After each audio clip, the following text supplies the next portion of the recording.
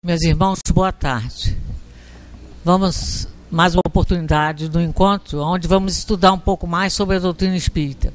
Vamos fazer a nossa prece para nos harmonizarmos, rogando a Deus que continue a nos proporcionar essa possibilidade, que nós tenhamos força de vontade de vir aprender, porque comparecer a uma casa espírita, onde se fala e ensina corretamente o que a codificação nos foi passada pelos Espíritos da Verdade, é para nós uma grande felicidade, mas também uma grande responsabilidade.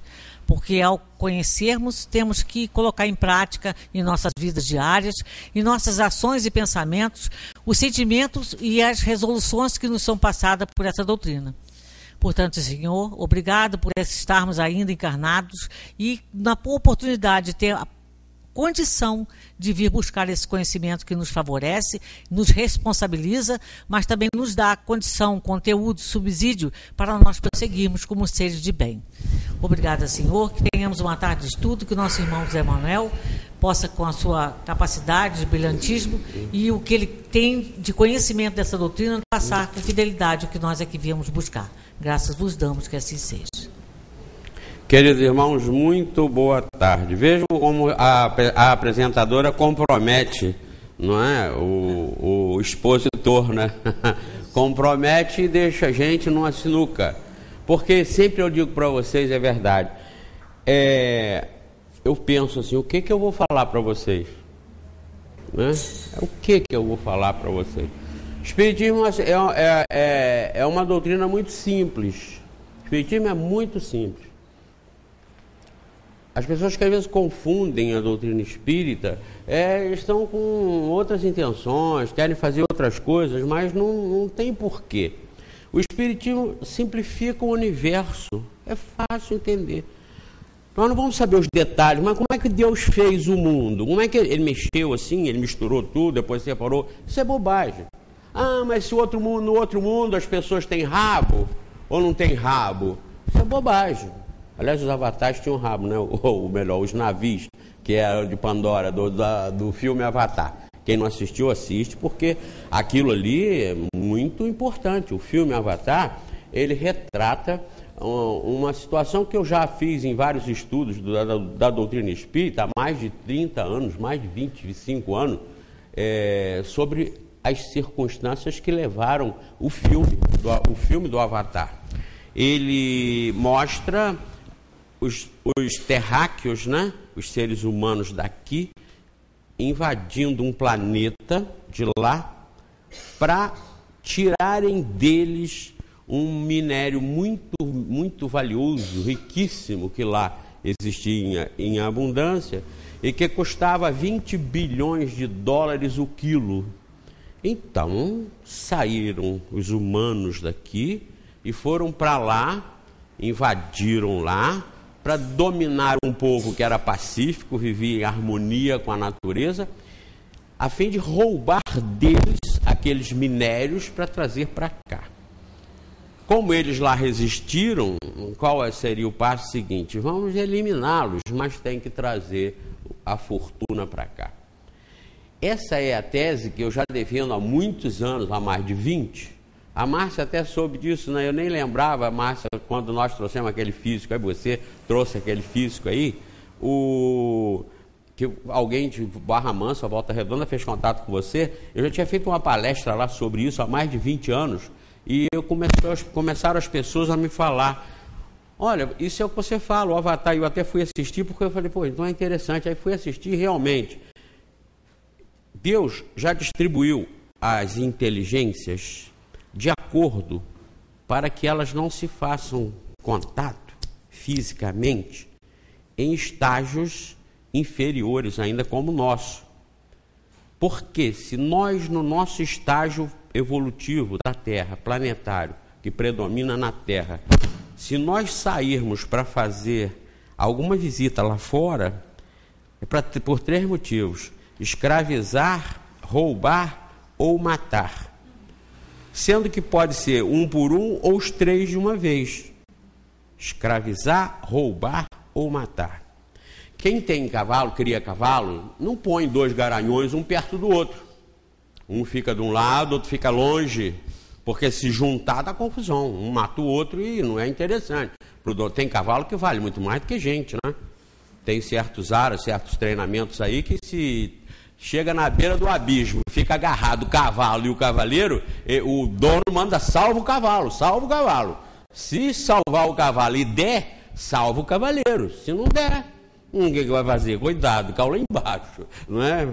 Mas tem cavalo que vale mais do que cavaleiro no mercado. Aí você sabe disso, né, doutora? Então, ninguém coloca perto e junto, porque dá problema.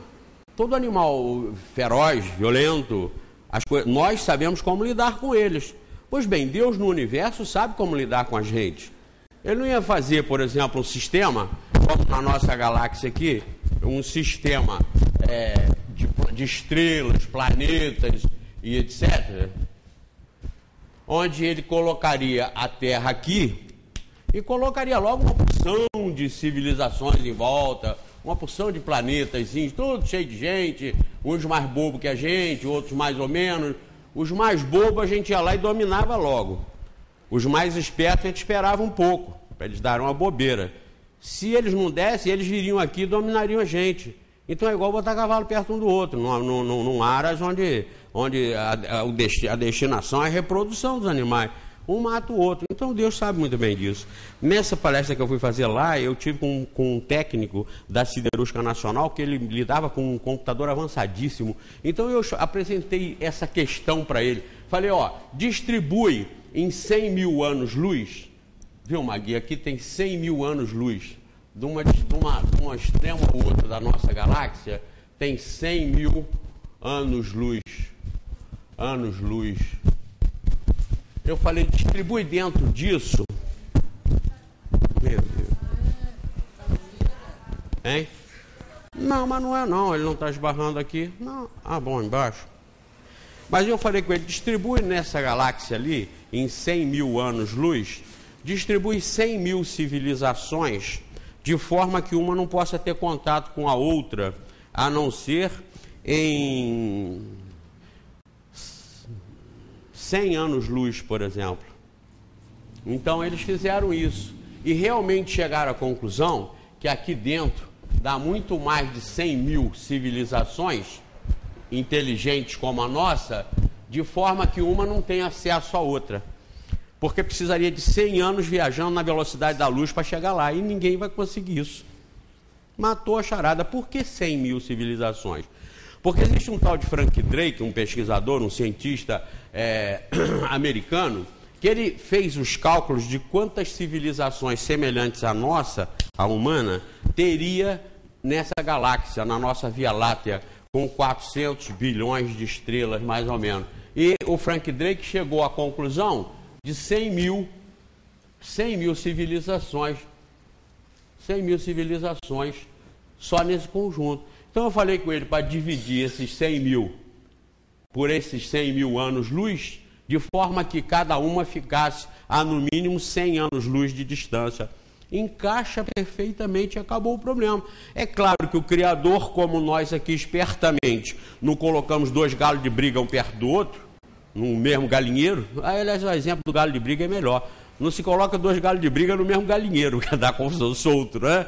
Deus também espalhou isso aí, está na sabedoria da própria regência universal. Não colocou pertinho, porque se colocasse pertinho aqui, ia dar o que o Avatar mostra muito bem.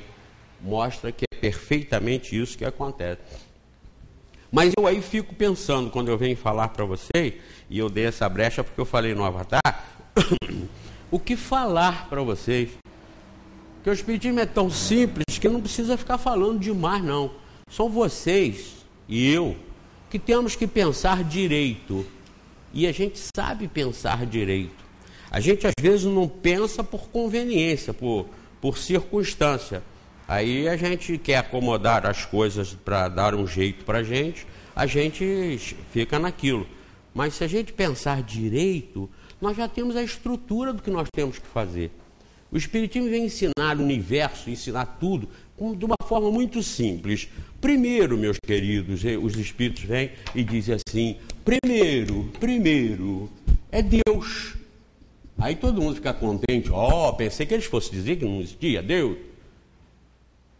Em que pese a crença em Deus não alterar nada no planeta. Continua a mesma droga, com todo mundo acreditando em Deus. Até porque a maioria é crente. A minoria só que é descrente. Uma minoria tão pequena que não se leva nem em conta. Então, crer em Deus não muda nada. Crer em Deus, as pessoas começam a ajustar a crença em Deus aos seus interesses. Aos seus interesses. Isto é, um Deus que lhes satisfaça, e não um Deus verdadeiro, o Deus que é o Senhor dos universos. Querem sempre um Deus que satisfaça. Quando as pessoas começam a revirar muito o livro sagrado, seja ele qual for, elas não estão ali procurando o que elas devem ser e fazer. Estão ali procurando explicação e justificativa porque elas estão fazendo. Porque o que elas devem fazer, todos esses livros grossos, religiosos, se amassar aquilo tudo, espremer aquilo tudo, vai pingar assim: amas a Deus sobre todas as coisas e ao próximo como a ti mesmo. Se você espremer mais, vai pingar assim: fazer aos outros somente aquilo que gostaria que os outros lhe fizessem. Aí, se você ainda apertar o final e der mais um pingo, vai pingar assim: quem com ferro fere, com ferro será ferido. Você depois pode limpar as mãos assim e deixa o livro grosso, pronto, já resolveu. Pingou tudo ali na bandeja para você resolver o problema. Você quer mais o quê? Como eu costumo muito citar, você quer saber o que Roboão fez com Jeroboão lá na época de Davi, porque Salomão não invadiu o povo de Jericó, ou isso ou aquilo? Qual é o problema? Se invadiu ou não invadiu, se traiu ou não traiu, qual é o problema? O que você está dependendo de saber aquilo para, com esses pingos aqui, você resolver o problema? Então a maioria das pessoas ficam procurando um Deus que se ajuste aos seus defeitos, às suas inferioridades. Um Deus que explique o que as igrejas estão fazendo de errado. Então as justificativas que se procuram nesses livros é para justificar o errado que predomina. E o domínio e o comando, para que o domínio e o comando continue sendo imperiosamente o mesmo. Não há interesse nenhum em libertar ninguém, mas sim em meter a rédea e escravizar todo mundo. Se houvesse esse interesse de libertar as pessoas, e como Jesus disse que se faz isso? Pelo conhecimento da verdade. E quem é que diz que a verdade é o que está escrito aqui? Eu estou passando para vocês como verdade, mas vocês têm que analisar, contestar, perguntar, não aceitar e mudar. É assim que ensina essa doutrina aqui. O Espiritismo ensina assim. Rejeita 10 verdades, mas não aceita uma mentira. O próprio Espiritismo diz isso, contra ele próprio. Porque eles não estão falando aqui para você rejeitar os outros. É para você rejeitar ele próprio. Quando ele próprio não te convencer, rejeite. Pesquise, conteste. Olha que doutrina, olha que moral. Então essa doutrina que está aqui consolidada no Livro dos Espíritos, por ordem de Deus e por sequência da evolução planetária, essa síntese, esse resumo da verdade que está aqui, ou melhor, não é nem bem um resumo, é a síntese da verdade, é a consolidação da verdade. Assim como tem a CLT, que é a consolidação das leis do trabalho, tem a CLD, que é a consolidação das leis divinas. Se é verdade, está na Bíblia, está aqui. Se é verdade, está no Alcorão, está aqui. Se é verdade, está no Livro dos Mortos, está aqui. Se é verdade, está no Código de Hammurabi, está aqui. E aí vocês têm que fazer esse desafio. Descubram o que é verdade e não está aqui. E tragam. Ou pesquisem e se informem. Vejam, eu falo isso na televisão para milhares de pessoas lá fora e não tenho contestação. Sabem por quê? Porque isso aqui é incontestável.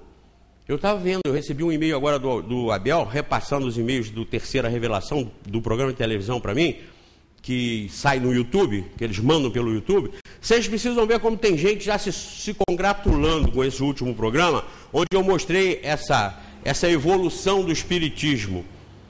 Eu vou falar de novo, só para vocês guardarem, até porque eu tenho o jornal o Globo aqui, que vai ser afixado no quadro lá fora, depois vocês podem dar uma olhada, porque o que eu estou fazendo é fundamentado nesses levantamentos técnicos, científicos, que são feitos por aí. Isso aqui é do IBGE, isso é feito nacionalmente, não foi Zé Mané que mandou fazer para contestar a federação, para contestar o movimento espírita. Por que nós aqui não participamos do movimento espírita? É por isso. É porque o movimento espírita não representa o espiritismo. Eles representam outra coisa. É uma seita, é espiritolicismo, ou seja, mistura de espiritismo com catolicismo, é espiritantismo, espiritismo com protestantismo, é tudo menos espiritismo. Aqui vocês vão ver aquilo que eu já falei na televisão e tenho falado aqui, já falei aqui também, mas vou repetir para vocês. Meu Deus do céu. De 1940 até 2010, o espiritismo não subiu 1%, subiu 0,9%. Bem, isso é motivo de evolução para vocês também, não é? Não se contorçam na poltrona, meu Deus, que coisa horrível, ai, que aflição. Calma, calma. Já viram passar a unha no quadro assim? Ah, calma, calma. Porque vocês, ao desencarnar, podem escutar esse barulho de unha no quadro. Zing, zing, zing. Vocês vão ter que aguentar. Bah. Medo de escuro. De repente está no elevador, o elevador, pum, para. Eu estive no elevador agora recentemente, parou e pagou. Meu Deus! Eu falei, calma. Aí acalmei todo mundo, calma. Aí para complicar, eu ainda falei assim, o fundo não deve sair. Meu Deus! Nunca pensaram no fundo do elevador, a bandeja, soltar. Eu falei, calma, porque o fundo não vai sair. Aí piorou, porque as pessoas já estavam apavoradas com o escuro, trancado, mas não tinham pensado na bandeja soltar. Foi mais. Eu falei, calma, vamos aguardar. Mas e agora? Eu falei, vamos lá, procura um botãozinho do alarme aí. Aí procurou, aí apertou. Meu Deus, ai... Calma, respira devagar, porque senão você gasta o ar que tem aqui dentro, nós vamos morrer sem ar. Calma. Nós temos que ser assim, rapaz. Isso é você, sou eu. Já entraram no carro que está no sol, no shopping, no sol, ficou 2 horas naquele sol do Rio de Janeiro. Aí você sai do shopping, vem para o carro, quando entra no carro, você abre a porta e entra o pessoal para entrar do outro lado. Meu Deus, abre as portas, abre a janela. Você fala, calma, fecha as portas. Aí depois eu tranquilamente viro a chave e vou abaixar os vidros calmamente. Morreu alguém? Não morreu ninguém. Então vejam, nós temos que nos controlar. Nós temos que nos controlar. Esses dias também eu estava num ambiente aí que uma pessoa se machucou, um rapaz caiu, o senhor caiu. Aqui foi um desespero, todo mundo grita, calma, parem. Pega ele, vamos lá. Ah, meu Deus, para. Calma, vamos ver. Aí foi ver, machucou aqui um pouco, machucou acho que aqui, tá, calma, tá vendo? Calma, vamos lá, vamos resolver. Se precisar chamar a ambulância, chama. Mas veja, isso somos nós, pessoal. São vocês e eu. Ter calma aqui agora, bobagem, todo mundo, claro. Bom, o barulho já estava perturbando, não é? É fácil ter calma quando nada nos incomoda. Mas vê se não é necessário. Perdoar aqui é fácil, todo mundo perdoa. Lembra do dedo que eu digo? Pisou no pé. O dedo estava machucado, estava com calo. Pisou. Não, meu irmão, não tem nada. Que isso? Não foi nada. Mas porque está aqui, ou porque está na igreja, está no templo, não é? Mas aí o cara olha e fala, meu Deus, o dedo caiu. Eu falo, não, mas ele ia cair mesmo. Eu tenho mais 19. Não tem problema. Agora, na rua é assim? Quando há um aborrecimento em casa é assim? Com o vizinho, quando há um aborrecimento é assim? Não é. Não é. Mas nós temos que ser treinados, nós temos que nos treinar para agir com controle, equilíbrio e calma sempre. Porque se vocês saírem daqui, se desesperar na rua ali, jogar uma pedra no vidro de um carro, de um desses Electro que estão aparecendo aí da Hyundai, as coisas mais modernas do mundo, eu ainda pergunto assim, para quê? Tem 17 alto-falantes que só o Rolls Royce tem. Eu fico olhando, mas para quê? Não é? Para quê? Tem um ventinho que passa, abana assim, as coisas para o seu cabelo não ficar esvoaçante. Mas para quê? A humanidade fica atrás de bobagem e se esquentando e se aborrecendo com nada ou pouca coisa. Então nós temos que ser treinados, nós próprios, porque se vocês lá fora jogarem um vidro num carro desse que estiver passando, vocês estão arranjando uma encrenca. Não vai ser para o centro, não vai ser para o espiritismo, não vai ser para o pessoal do seu condomínio, vai ser para você. Fazer a desgraça e a infelicidade, às vezes dá mais trabalho do que fazer a paz e a felicidade. É uma arte conseguir ser infeliz. Porque para vocês serem felizes, e eu também, nós temos que trabalhar nisso. Infelicidade não se compra na padaria nem na farmácia. Você conquista. Como? Sendo um tarado, um desequilibrado, um aloprado, um nervoso, um desequilibrado, um transtornado, um explosivo. E depois não adianta dizer, eu sou assim. Fala para a polícia quando eu estiver te dando uma blitz na rua. Fala com a polícia. Vão meter-lhe a borracha. Aí, vejam, então ser infeliz é às vezes mais difícil do que ser feliz. Porque para ser feliz você não precisa contrariar ninguém. Você não precisa brigar com ninguém. Pelo contrário, você tem que ser de paz, tranquilo, calmo. Como você quer ser feliz não sendo calmo? Como você quer ser feliz não sendo simples? Como você quer ser feliz não sendo invejoso? Não tem como. Para ser feliz, você tem que ser calmo, simples, humilde, fraterno, prestativo e não se julgar o melhor que todo mundo da rua, todo mundo da vizinhança, todo mundo da cidade. Isso são mecanismos que ou nós fazemos, aplicamos por bem, ou nós vamos um dia, talvez em outras e outras reencarnações, aprender por mal, ser obrigado a cair na real pela dor. Duas maneiras de se aprender, pela dor e pelo amor. É preferível pelo amor, pelo aprendizado, antes da dor. Mas quem não aprende pelo amor, fatalmente vai aprender pela dor. E a doutrina espírita, como eu disse no início, é essa religião simples, que não nos deixa motivo para ficar, eu não entendi, por isso que eu estou fazendo errado. Quem é que disse? No Espiritismo você não vai encontrar nunca justificativas para os seus erros. Nem vocês, nem eu, ninguém. Não vamos encontrar justificativa. Aqui é como está na lei de Deus. Isso aqui é a evolução do entendimento da lei de Deus. Até aqui. Porque se você for daqui para trás, quando não tinha o livro dos Espíritos, você vai achar as leis de Deus na Bíblia, você vai achar no Alcorão, você vai achar no Livro dos Mortos, você vai achar nos Vedas, você vai achar em vários filósofos e correntes filosóficas do passado, sim. Porque Deus não ordenou de que em 1857 os Espíritos chegassem e escrevessem para Kardec, publica isso, está aí a verdade.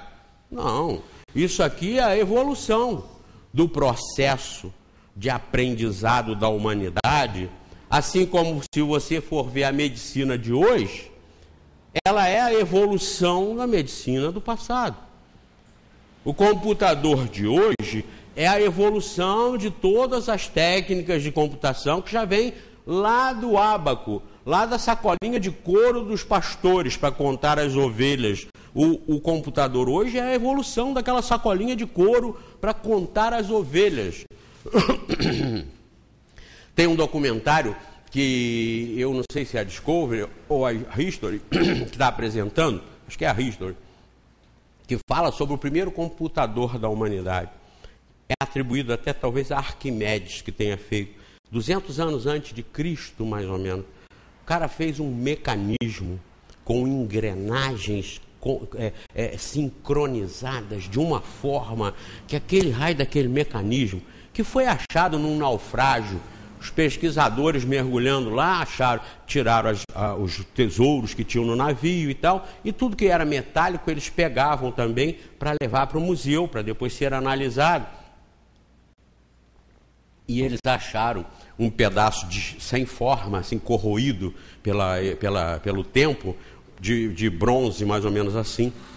E aquilo ficou lá no museu encostado muito tempo, até que alguém começou a observar que ali tinha umas inscrições, tinha tipo uma cruzeta assim, e aquilo, quando não tinha mais nada para pesquisar, para ver, começaram a mexer naquilo. Olha, descobriram uma máquina engenhosa capaz de mostrar a posição dos planetas, da Lua e dos planetas, em qualquer época da humanidade.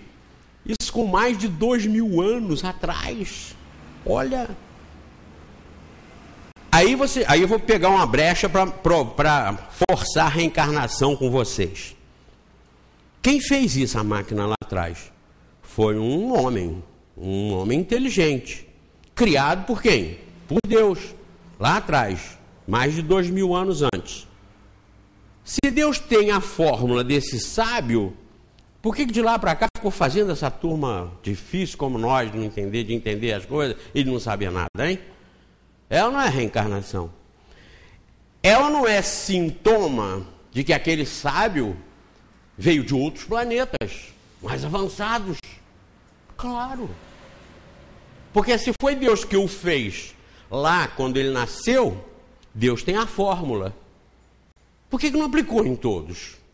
Por que não deu a bondade de Irmã Dulce, de Madre Teresa de Calcutá, a bondade de Gandhi, a sabedoria de Sócrates?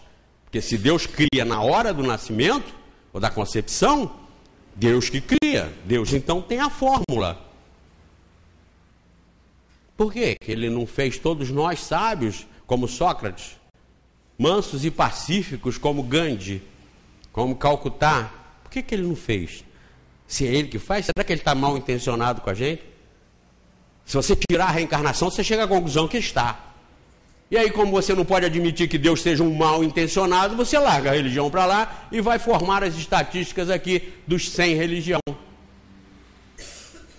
Então vejam como o Espiritismo é importante na nossa vida, nós conhecermos o Espiritismo. Não está arranjando explicação para os nossos erros. Está justificando, sim, que nós somos errados, porque nós ainda somos inferiores.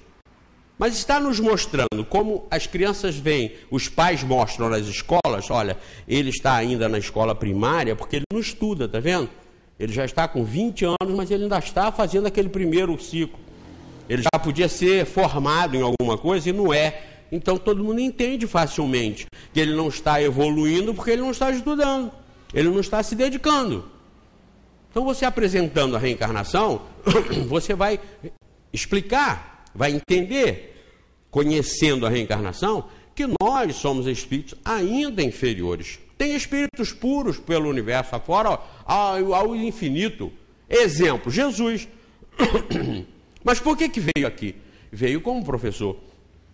Os professores não vão nas escolas aprender, eles vão às escolas ensinar.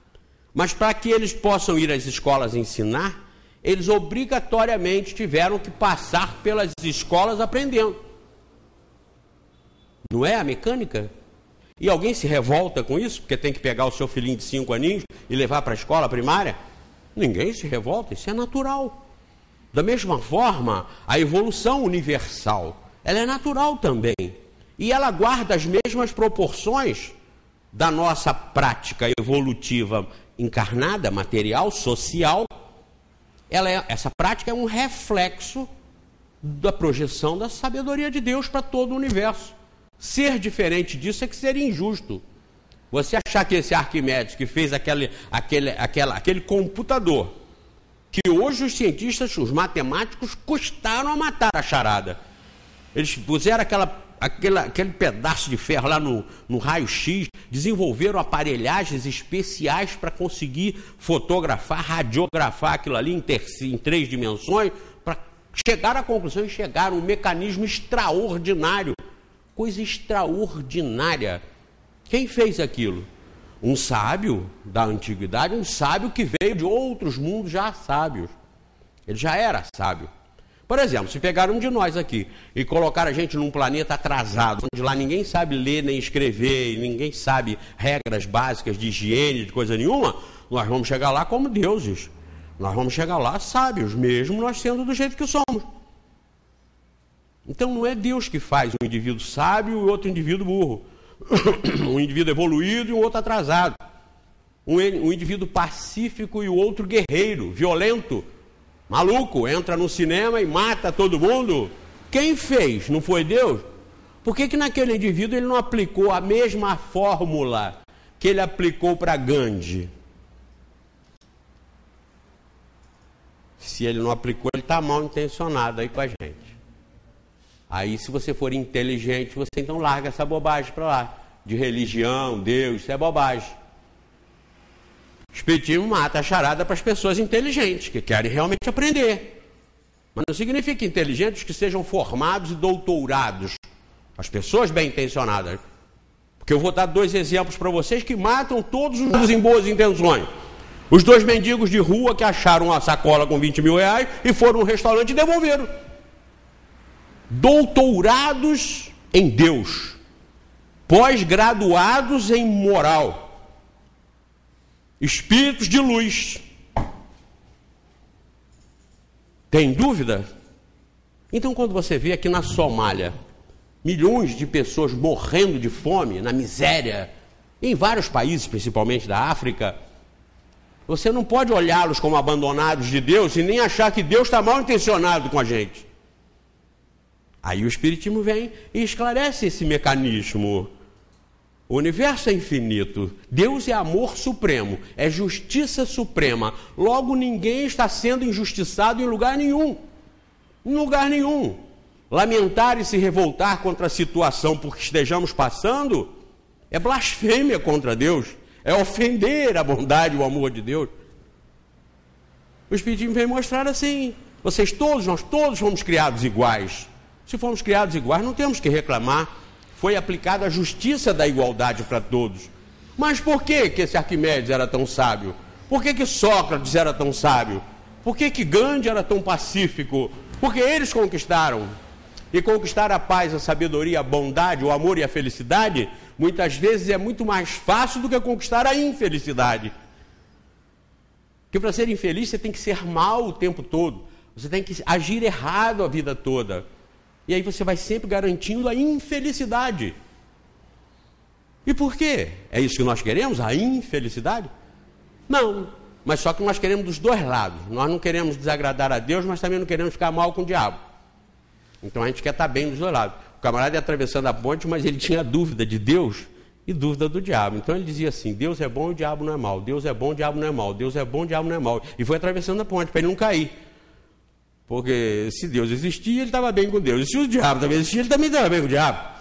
Então ele ia falando, atravessando e com aquela fé: Deus é bom, o diabo não é ruim. Deus é bom, o diabo não é ruim. Para passar. Nós não podemos querer agradar aos 2 lados, não. Por uma questão, porque não existe sabedoria conjugada com ignorância. A sabedoria é justamente o rompimento com a ignorância. O sábio não é mais ignorante. Assim como o ignorante não é sábio, o sábio não é mais ignorante. E à medida que se adquire a sabedoria, se conquista a sabedoria, nós vamos nos tornando felizes. E a sabedoria obrigatoriamente vai nos levar à humildade, à simplicidade, à solidariedade, a saber escutar esse barulho estridente que o Abel vai consertar aqui. Aliás, Luiz já consertou esse barulho estridente, incomodante aqui. Calma, fiquem calmos. As coisas podem ser muito piores um dia. Aliás, tem uma sabedoria que diz que nunca está tão ruim que não possa piorar. Até porque também a gente sempre acha que na nossa vida as coisas, quando acontecem ruins, são as piores do planeta, do universo. Do universo. Eu sempre conto o caso que essa semana eu tive um exemplo prático na vida. Eu sempre conto aqui, quando alguém tem a notícia de que um parente está com uma doença rara, é um problema, é um trauma. Fulano está com a doença rara. E aquilo na família é uma bomba. o que eles começam logo a fazer? O pessoal que tem a notícia e que está com a doença rara. Procurar rapidamente quem mais tem essa doença. Quando começa a ver, aqui tem 10, aqui tem 1, aqui tem 5, aqui tem 7. Quanto mais achar, mais o sujeito fica tranquilo, se conforta. Era para ser o contrário, né? Opa, tomara que ninguém tenha mais essa doença no mundo, só eu. Mas não, o consolo é que muita gente também tenha a doença. Aí as pessoas se acomodam, as pessoas se confortam com a própria infelicidade dos outros. Mas isso por quê? Porque nós somos ainda infelizes. Isso aconteceu essa semana passada, uma doença raríssima aí que quando acaba não é tão rara assim, é porque a gente não sabia. Aí, graças a Deus, tem uma porção de gente com a doença. Então, não é só lá em casa, tem uma porção de gente. Lembra as crianças quando saem correndo atrás da pipa? Uma pipa só, caindo assim. Aquela porcaria custa 20 centavos ou 10 centavos. A molecada sai correndo, atravessa valão, pula muro, entra em lugar que tem cachorro, pitbull solto, mas se arrebentam todo para chegar lá e pegar aquela pipa, 20 centavos. Quando ele pega a pipa que os outros chegam atrasados e não pegaram, o que os outros fazem? Rasgam aquela porcaria toda. Por quê? Não é meu, também não é dele. Nós, humanidade, queridos, somos assim, como da pipa, como do maldito balão, né, que antigamente soltava mais, hoje no solta. Aquela multidão correndo atrás daquela porcaria. Pula cerca, atravessa rio, pega de cachorro, se rasga todo, corta o pé, quebra braço, mas vai atrás e pega o troféu. E depois chega os outros, rasgam aquilo tudo. Olha, isso é a expressão minha e de vocês. Volto a lembrar, agora nós estamos todos aqui pacificamente calmos. Mas tenho certeza de que isso passa. Quando chegar em casa, quando for para o trabalho, se não der hoje, amanhã, se não der amanhã, depois. É a nossa prova, é o nosso teste, é o nosso exercício na vida. Vocês são assim e eu também. Podemos fumar maconha? Podemos. Podemos fumar crack? Podemos. Podemos fazer aborto? Podemos matar, roubar, podemos tudo, mas vamos pagar, sofrer as consequências. É o trabalho da infelicidade que nós estamos procurando muitas vezes. Aqui está explicando com clareza. Eu quando falo para os nossos irmãos lá fora, que não aceitam a reencarnação, eu pergunto e eles nunca conseguem responder. Mas qual é o mecanismo melhor que vocês acham? Deus criou o indivíduo. Segundo o Espiritismo, ele criou o indivíduo para que esse indivíduo, que somos nós, seja feliz, alegre e contente para sempre. Ou seja, atinja a perfeição por conta própria, pelos seus próprios esforços, porque aí não é injusto. Quando o indivíduo tem os seus bens, tem o seu conforto, porque ele trabalha, ninguém tem o que contestar. Quando ele rouba, quando ele é corrupto, aí todo mundo censura, não é esse? Então qual é a imoralidade de Deus ter criado as inteligências humanas como nós e dado um mecanismo através da reencarnação para essa alma imortal ter várias oportunidades nesse planeta ou em outros de ser perfeita? Como é que isso aí pode ferir Deus? Por que aí aceitar uma única vida, onde Deus jogou aqui na Somália, jogou aqui em Serra Leoa, jogou aqui no Haiti, e nessa única vida, o indivíduo certamente vai para o inferno, porque ele não vai ter condição nenhuma de educação, de ajuda, de cooperação e de estudo, de aprendizado. Como é que ele vai para o céu? Então, olhem a explicação do Espiritismo. Confirma Deus, não nega o Deus que as igrejas confirmam. Então o Espiritismo aí tem empate. Confirma a alma, não nega a alma que as igrejas também confirmam.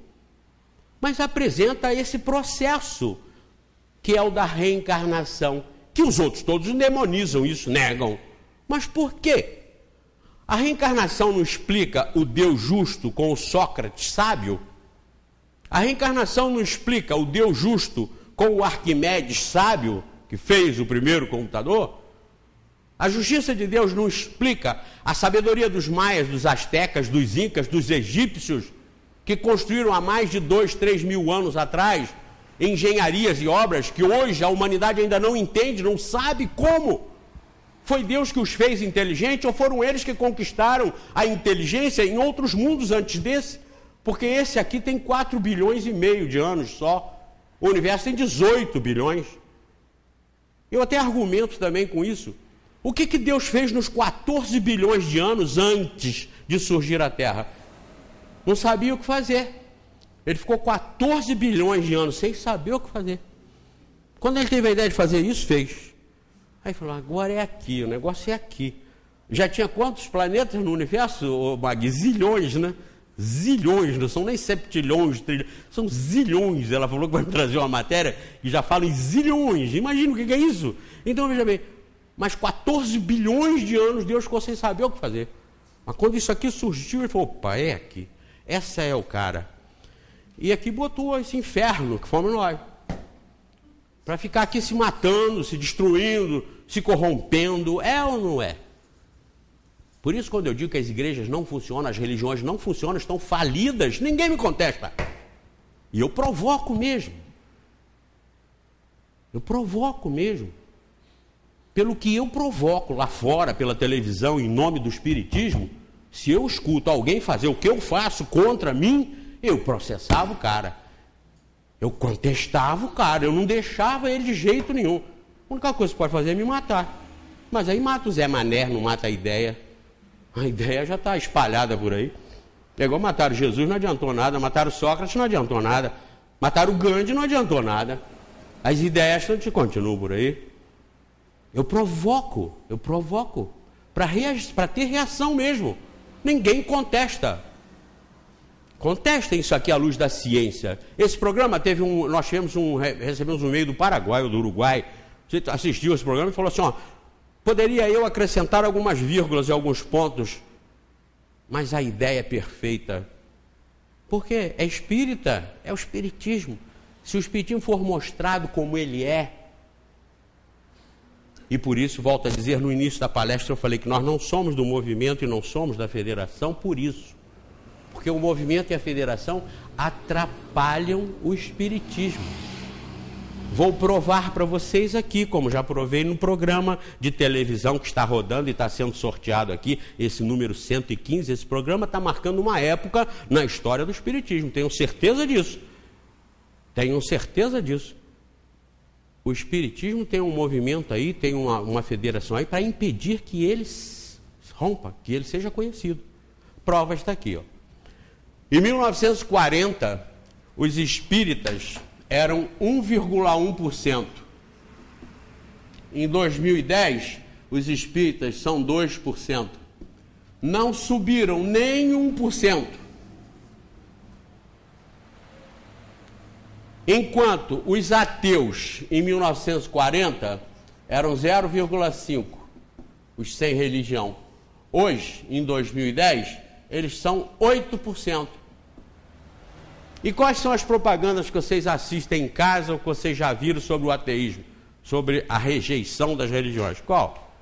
Qual é o líder que vocês conhecem, que prega e que tem milhares de obras publicadas enaltecendo o ateísmo? Qual? Vocês conhecem? E, no entanto, com o nome de espírita, Chico Xavier, Edivaldo Franco, 45 milhões de livros vendidos só pela Federação Espírita Brasileira. Sejam inteligentes, olhem para lá e perguntem.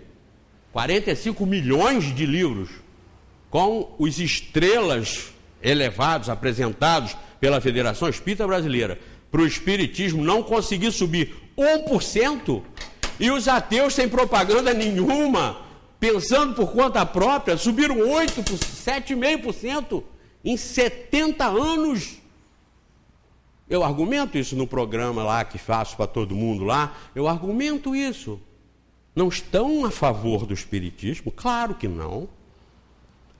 Porque teria que o espiritismo ser uma doutrina burra, uma doutrina imoral, para com todas essas pregações não conseguir em 70 anos subir 1%. Os evangélicos subiram 20% no mesmo período. E o espiritismo não conseguiu 1%. Uma religião que mostra há mais de 150 anos o boson de Higgs que a ciência descobriu agora. Essa doutrina não ter mais do que não ter 1% em 70 anos. Ora, qual empresa de propaganda vocês manteriam na firma de vocês, divulgando a empresa, o produto de vocês, para vocês levarem 70 anos sem subir 1% as vendas? Vocês iam ficar com essa empresa? Iam ficar com essa organização divulgando vocês? Não é uma vergonha? Isso é matemático. Não é Zé Mané que está criando isso, inventando isso, não. Isso é matemático, isso é estatístico. As estatísticas não foram feitas por mim. A história é essa que está escrita aí, em 1940 eu não era nascido. Nem parece, né? Não, é contra mim, né? Parece até que eu já era, né? Mas então nós não éramos nem criança nessa época, então eu não tenho nada com isso. Agora, que o movimento tem com isso, em o espiritismo não sair, além de não conseguir subir nem 1% em 70 anos, tem coisa errada aí, não tem? Pois muito bem, o que tem errado aí é o que nós mostramos aqui. É por isso que aqui vocês têm um centro diferente.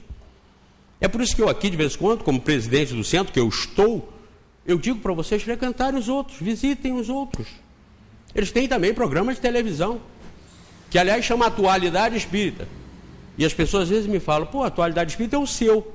Você falou sobre a corrupção, você fala sobre a política, você fala sobre o boson de Higgs, você fala sobre isso. Por quê? Porque eu quero mostrar que o espiritismo está aí para explicar qualquer assunto, qualquer problema. Político, religioso, social, econômico, financeiro, qualquer problema o espiritismo explica aqui, no Livro dos Espíritos. Não precisa sair daqui, só no Livro dos Espíritos. Aqui nesse centro vocês só escutam pregar Livro dos Espíritos, Livro dos Médiuns, Evangelho, Céu, Inferno e Gênesis. Esse é o espiritismo. O resto não é com a gente. Mas é mediúnico? Sim, claro. A Bíblia é mediúnica. A Bíblia foi quase toda escrita por inspiração divina. Não é o que dizem os nossos irmãos protestantes, nossos irmãos evangélicos? E foi verdade.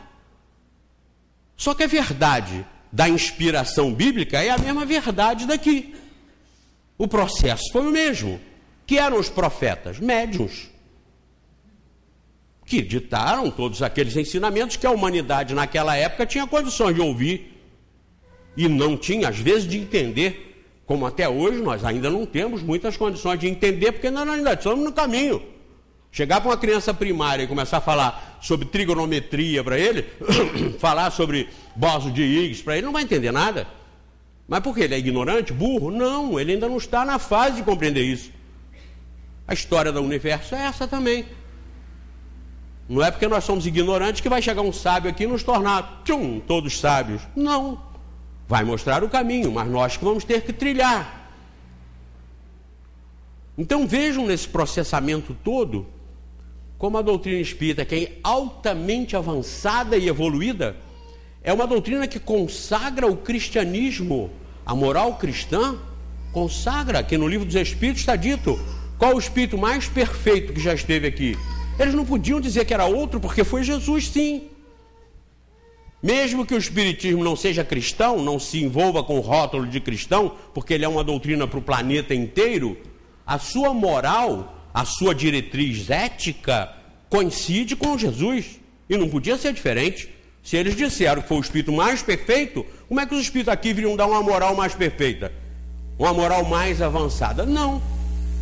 No nível moral, o cristianismo está todo ele absorvido aqui. As leis morais do Livro dos Espíritos é o que interessa do cristianismo para desenvolver a ética e o bom comportamento da humanidade. Está aqui no Livro dos Espíritos. Então, a doutrina espírita está sem subir 1% em 70 anos, porque não ensinam, não estudam como nós estudamos aqui. E isso aqui faz efeito espírita. Eu, quando vinha para cá, encontrei um rapaz que frequentava aqui, está há muito tempo, ele não vem. Ele aí ficou sem jeito, parou comigo. e tentou me explicar por que ele não está vindo. Eu falei, não precisa explicar. A função do nosso centro aqui é passar a notícia da existência disso para vocês. Se vocês vão voltar ou não vão, isso não tem problema. Podem vocês ir embora e não voltar nunca mais aqui, serem mais espíritas do que nós, que vamos ficar aqui ainda mais 30 anos, se Deus permitisse, né? Eu mais uns 5. Mas podemos ficar aqui mais 50 anos. E o camarada que veio aqui 2, 3 vezes foi embora, nunca mais voltou, levou a essência, a notícia, levou isso no coração, na consciência. E se nós aqui no Centro Espírita Friburguense passamos certo, nós não temos que nos preocupar. Nós passamos o livro dos Espíritos, aqui está o Espiritismo. Mas e os livros que estão lá? Aquilo é outra coisa. Aqui está o Espiritismo. Aquilo é mediúnico? Como eu disse, a Bíblia também. Mas você tem que aprender aqui, porque aqui foi o estudo daquilo tudo, mostrando como acontece, como é possível, como nós podemos ser enganados através desse processo de comunicação, de mediunidade, alertando para que a gente fique bem atento, bem esperto, para que a gente não se fanatize, para que a gente não fique tolamente andando atrás de espírito, mas para que a gente se entenda, se conheça e saiba qual o rumo que nós temos que seguir. Por isso que eu disse, é tão simples que é difícil falar o que para vocês. Falar o que para vocês. Isso aqui, essa estatística, como eu estou argumentando, é falta de se estudar o Espiritismo como ele é. Porque se estudar como ele é, aí funciona. Eu tenho provas disso nesse programa de televisão. Funciona. Pessoas que param comigo na rua diariamente, aonde quer que eu esteja andando. Eu ando até muito pouco pela rua, que eu estou sempre de carro, porque não dá tempo de eu andar a pé. Mas quando eu ando, mas são pessoas e mais pessoas que param comigo para falar, que maravilha. Não é maravilha o Zé Mané, que eu já disse para vocês, tem 1,40 m, olhos de cor indefinida, tive até que operar um que eu já não estava enxergando quase, agora estou. Agora um está atrapalhando o outro, porque o que estava ruim ficou melhor do que o outro. Agora tem que ver como é que vai fazer com o outro. Mas vejam, olhos de cor indefinida, baixinho, careca, barrigudo, Zé Mané.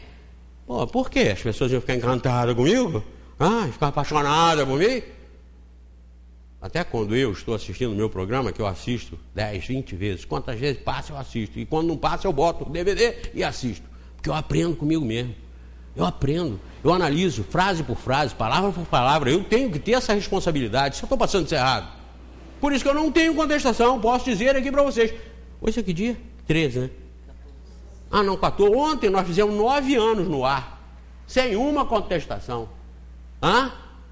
E olha como eu sou agressivo, entre aspas. Agressivo, entre aspas. Tem pessoas até que dizem que eu sou horrível, que eu sou violento. Não, eu sou um doce de pessoa.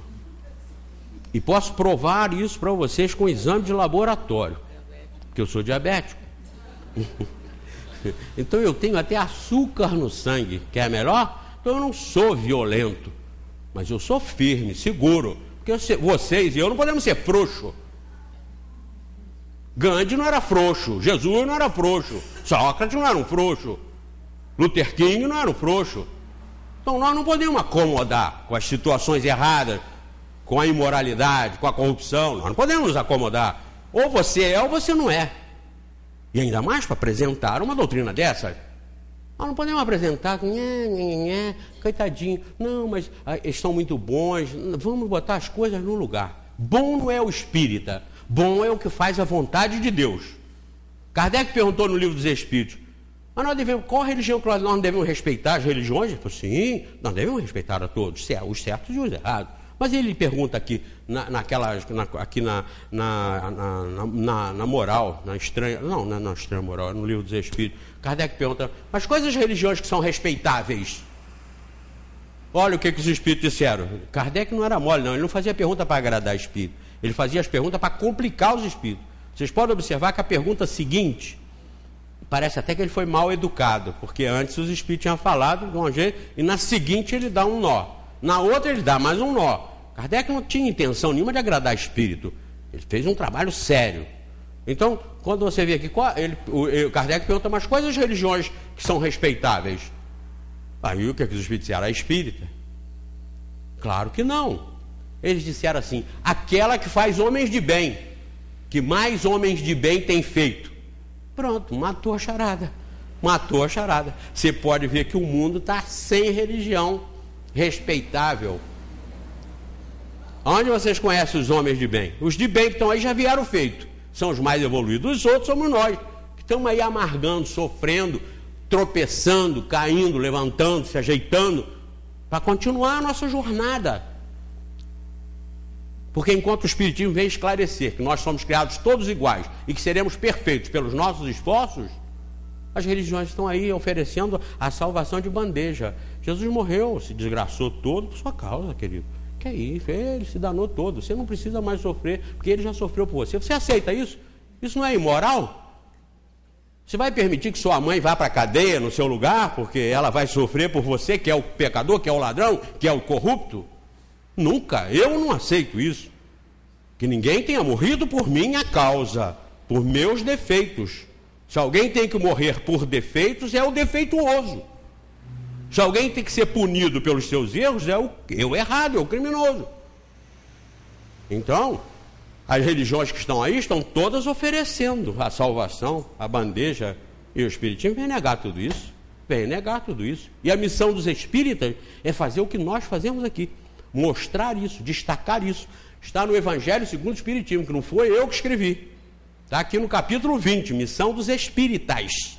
Divulgar a reencarnação, mostrar a recuperação pelos próprios esforços e eliminar o culto ao bezerro de ouro, cada vez mais invasivo, cada vez mais contaminante no planeta.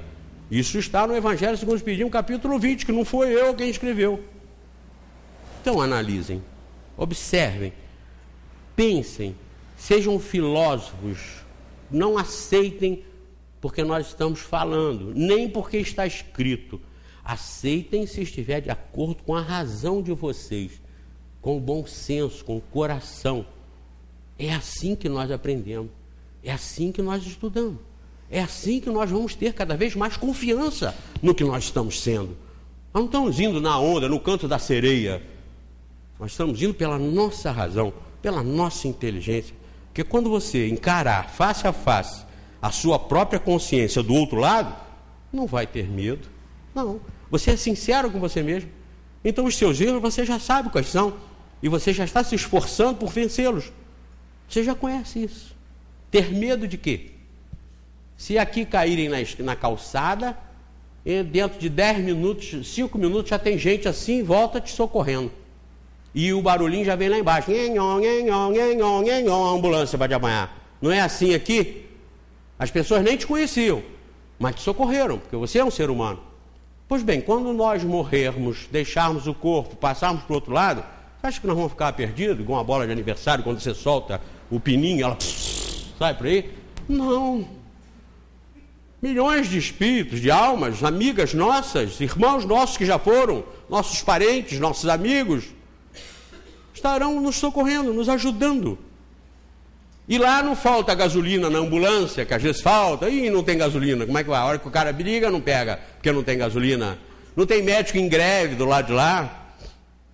Não tem aparelho sem funcionar. Então, medo de quê?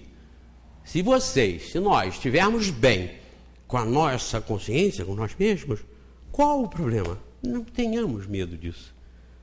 Sejamos tranquilos, seguros. Vamos curtir a vida, sim. Ser feliz, alegre, contente. Brincar, passear, aprender. E sempre vigiando a si próprio, para não explodir, para não agredir, para ser pacífico, para ser calmo, ser tranquilo. Essa é a escola. Falar o que para vocês? Vocês já sabem tudo. Que Deus nos abençoe e até a próxima, né?